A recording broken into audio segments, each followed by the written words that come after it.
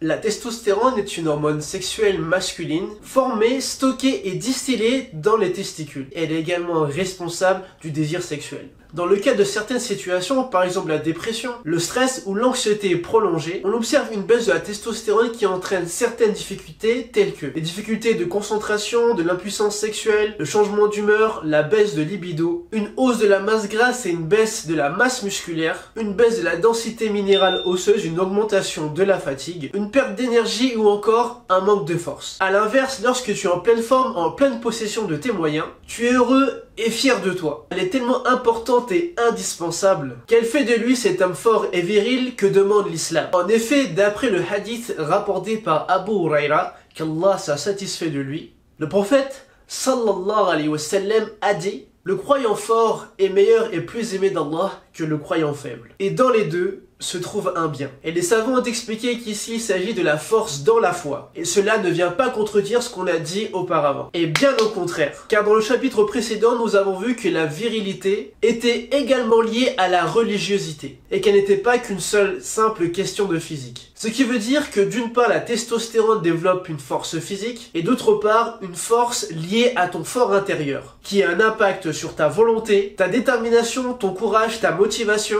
ainsi que la force et la régularité que tu feras preuve dans ta religion. Mais pour la maintenir, il faut que tu développes un état d'esprit du gagnant. C'est-à-dire un mental qui te permettra de maintenir, voire même de développer les qualités conscientes et inconscientes qu'Allah subhanahu wa ta'ala a mis en toi. Et qui fait de toi l'homme que tu es aujourd'hui. Pour que ça soit optimal, il faudrait que tu le fasses dans chacun de tes domaines de vie. C'est-à-dire déterminer les points forts et les points à travailler dans ta religion, sur le travail sur toi, dans ta relation aux autres, dans ton travail et également dans la gestion de tes ressources. Et dans mon accompagnement personnalisé, je t'apporte une méthode spécifique qui te permet de travailler chacun de ces domaines en profondeur. Donc si tu souhaites en savoir plus, n'hésite pas à me contacter par mail ou via mon compte Instagram. À partir de ce moment, j'espère que tu comprends bien l'enjeu de tout ça. Que tu comprends bien que faire du sport, bien manger, bien dormir, etc.